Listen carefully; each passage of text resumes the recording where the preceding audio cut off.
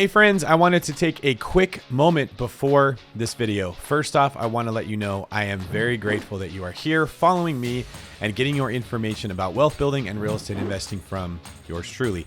I know there are a lot of options out there and people you can watch, so I really appreciate that you trust me with your time and attention. Second, you may notice in this video that the video quality is not that great. That's because of the way that I recorded it. I had to do it on Zoom. I didn't have the right camera. Well, I fixed that. From now on, you should expect quality just like this in any video that you watch. So please pay attention because I think this is some really good content, but know that in the future, you'll be getting a higher quality video like you're seeing right now. All right, that's all I got. Thank you and check out this video. All right, so you know that you want to invest in real estate. You have committed to investing in real estate. Maybe you even bought Brandon Turner's intention journal and you have 90 days mapped out every single day of what you're going to do to invest in real estate, but you don't know how to analyze a property or you don't know what you should be analyzing. And so you're paralyzed and you're not sure where to get started. Well, this video is just for you.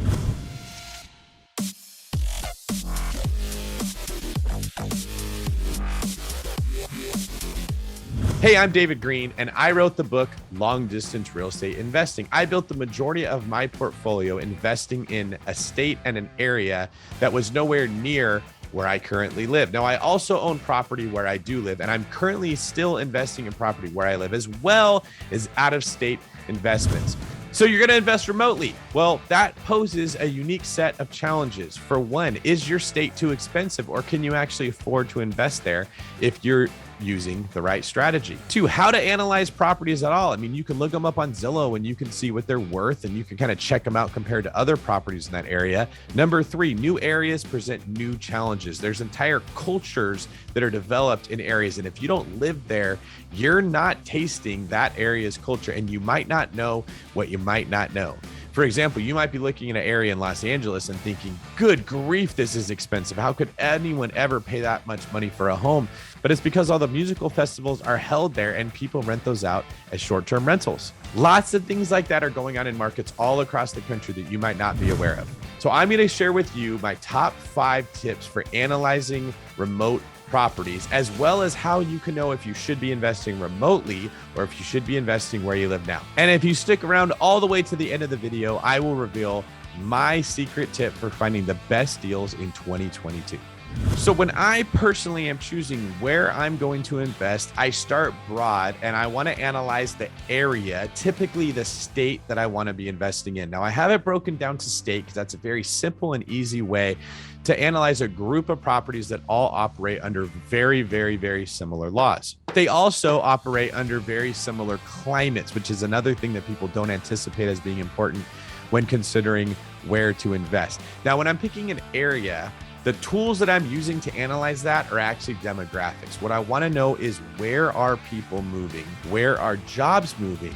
What type of people are moving there? And what type of jobs are moving there? Now, imagine that you work for a speedy oil change service. And for some reason, all of the oil change companies are all moving to a specific state. There may be a lot of people moving there, but those jobs aren't going to pay a lot of money, which means that you're not going to be able to increase rents on that demographic. So if you're hoping to have increased cash flow in the future, that would be a poor place to go. Imagine that you find a place where a lot of people are moving to, but there's a lot of land where they can build new houses. That means that even as demand increases, supply can increase right along with it. So if you're hoping for a lot of appreciation, that would not be a good place to go. So it's not just as simple as, oh, people and businesses are moving there, I'll go invest there. You got to look at what type of people are going there, as well as what the supply situation looks like so that you can figure out your supply and demand curve and how to make your move. So what I like to look for are high paying jobs. Right now, tech is where the best wages are being delivered.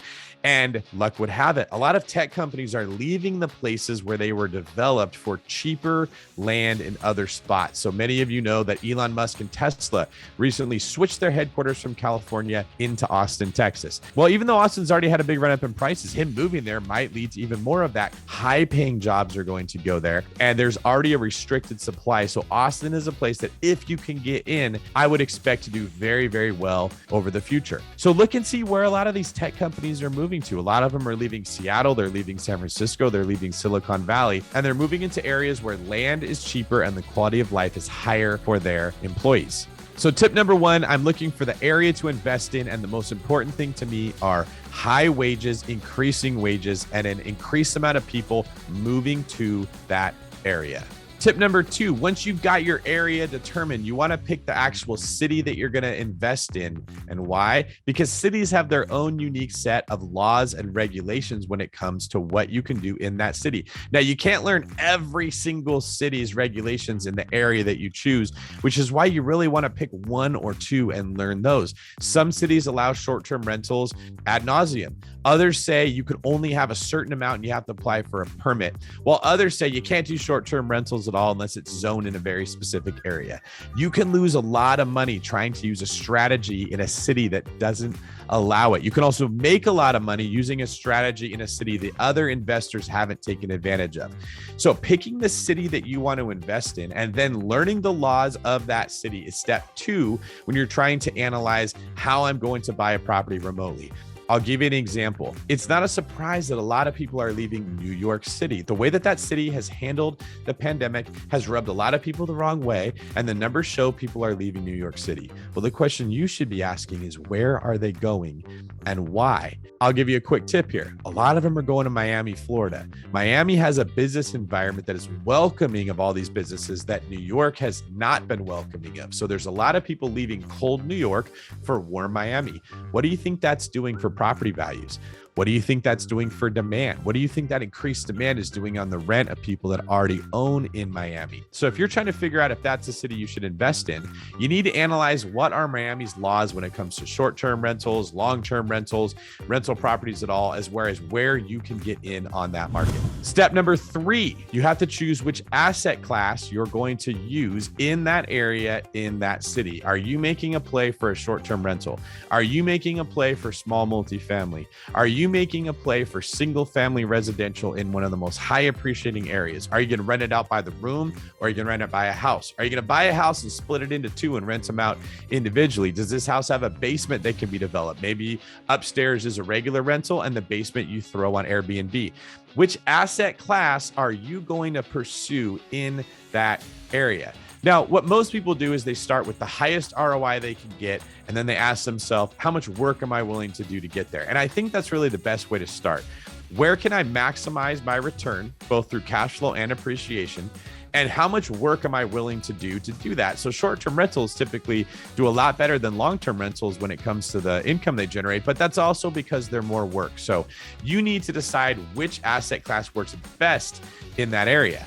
Now, if you're going into an area that's known for like a small town feel, and let's say they have one or two companies that tend to employ everybody in that area, or it's a college town and the only reason they have houses there is for the student housing, that's probably not a really popular short-term rental environment. And if you listen to someone else that makes a lot of money in short-term rentals and you try to apply that strategy in that city where there isn't demand, you're going to lose money. So ask yourself, what would work best in that area? If it's a college town, maybe you buy a house, put 2 bunk beds in every room, and you rent it out to students instead of going the short-term model. But you need to know what strategy you're going to use and what asset class you're going to be pursuing. Rule number 4, analyzing the management of that asset. Now, listen, I'm going to tell you about a dirty little secret in real estate. Almost all the information you will ever hear, real estate influencers, gurus, educators, whatever you want to call them, is how to get the property, how to get the deal. Now, getting the deal is probably the most important part because that's usually where you make or lose your money. But what no one talks about is maintaining it after you have it. And that's a huge piece of this.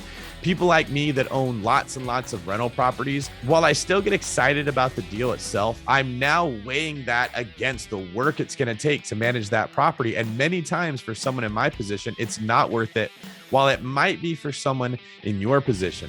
I'll also say that many of the properties that I bought earlier in my career don't work for the situation that I'm in life right now. And so that's why I'm selling them. One of the common ways to do that is to actually analyze your core 4, the people that are going to help you manage that property. So one of them is the property manager. Finding a good company that you're comfortable with that has a good system is important. Finding the real estate that's going to help you find that deal.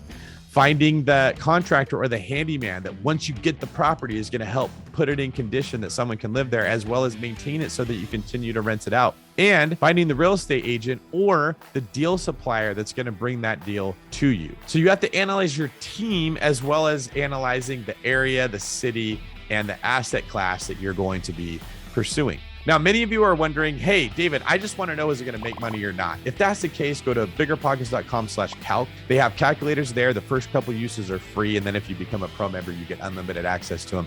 Those make analyzing the cash flow super, super simple. There's really not much to that. If that's what you're worried about, they can take care of it for you. You can even find out what it's going to rent for through their website at BP Pro Insights, or you can go to Rentometer if you want to pay for a membership there. But that stuff, guys, it's really, really not as complicated as you might think. The other things we're talking about is ultimately where your portfolio will do well or it won't. So the fifth tip I have in how to analyze remote is looking at opportunity cost. If I invest in asset A instead of asset B, could I have made more in B that would have been a better decision than A? So don't just look at it like, will it make me money or not? Look at it like, where will the most money be made? And don't make the mistake of only looking at year one. If I could give any piece of advice to new real estate investors, they all make the same mistake. They look at the cash flow and they don't look at everything else. And then they look at the cash flow in year one and they don't look at the next 30 years. But you're not buying a house for 1 year. And you're not buying a house only because it cash flows. So learn how to get out of zooming in, zoom out, see the big picture, and then the right decision will usually be screaming at you so that you're making sure that you're not bleeding wealth to opportunity cost. Okay, so to recap, number one, choose your area. Look for where you think people and the best businesses are moving to. What this really means is understand the metrics that help determine if an area is good or bad.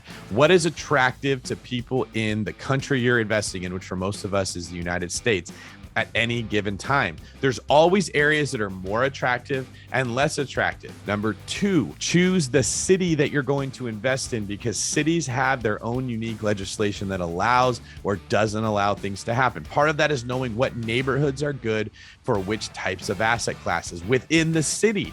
People are usually moving away from certain areas and moving to certain areas. Number three, choose your asset class. Are you going to look for multifamily, small multifamily, single family residential, corporate houses, short-term houses, house hacking? Are you looking to buy a property that is multi-use?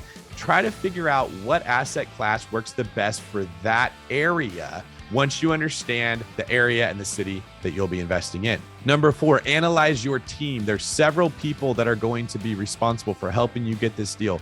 And don't take for granted the management of the deal after you buy it. It's very important that you analyze your property manager, as well as your loan officer, your deal finder or real estate agent, and your contractor. And number five, analyze this compared to other opportunities and other asset classes. Opportunity cost is simply the economic term that we use to describe if you make one decision, you didn't just make that decision, you also said no to all the other decisions that were out there. And sometimes those other decisions could have been better for you uniquely. And last but not least, as promised, my tip for finding the best investment opportunities in 2022. I think that there's a lot of people that are watching what's going on and they're afraid. They're afraid of another pandemic. They're afraid of having vaccinations imposed on them. They're afraid of the money supply being affected. They're afraid of the economy going down. They're afraid of a crash coming. You see what I'm getting at? There's a lot of fear. When people are under a fearful mindset, they tend to want to get away from everyone else and circle the wagons and protect themselves. So I think we're going to see a large amount of demand for real estate that comes with large acreage in areas that are not typically populated, or maybe don't draw people who are moving there just for work. I'm talking about the Montana, the Wyoming, the Idaho, some areas of Colorado, Utah, places that we typically don't think of when we think of like hot real estate, but that have self-sustaining acreage. You can grow things there. You can have animals there. You can host events there. You can get away from everyone else in case there is a really gnarly pandemic and you want to limit your exposure to other human beings. If you're interested in that type of thing, I think you should really keep an eye out for the real estate properties that have a lot of acreage and a lot of things you can do with it. It's very different than the recent trend of taking a bunch of condos and shoving them into an inner city, or taking a bunch of track houses and building them on top of each other in the suburbs. There's already a lot of that. There's not a lot of properties that have a lot of land associated with them. So if you can find properties like that, maybe that have access to a river with a dock where you can put a boat, I think there's going to be a large amount of demand for properties like that. I also think that they open up opportunities for you to generate income in unique ways. Renting out your dock, renting out your boat, letting people use your lake house as a vacation property. Look for angles like that don't fit the mold of just buy a track house and wait for it to appreciate like all the houses around. All right, I hope you like that video into the insight of how I myself start my analysis into different areas when I'm going to be buying remotely. If you did, please subscribe to this channel, as well as share this video with other people that you know and like it so that YouTube knows that you want to see more of this type of stuff. Lastly, I want to know in the comments below, how are you analyzing your deals? What are you looking at that I didn't mention in this video? And where are you currently investing in? What type of stuff are you investing in?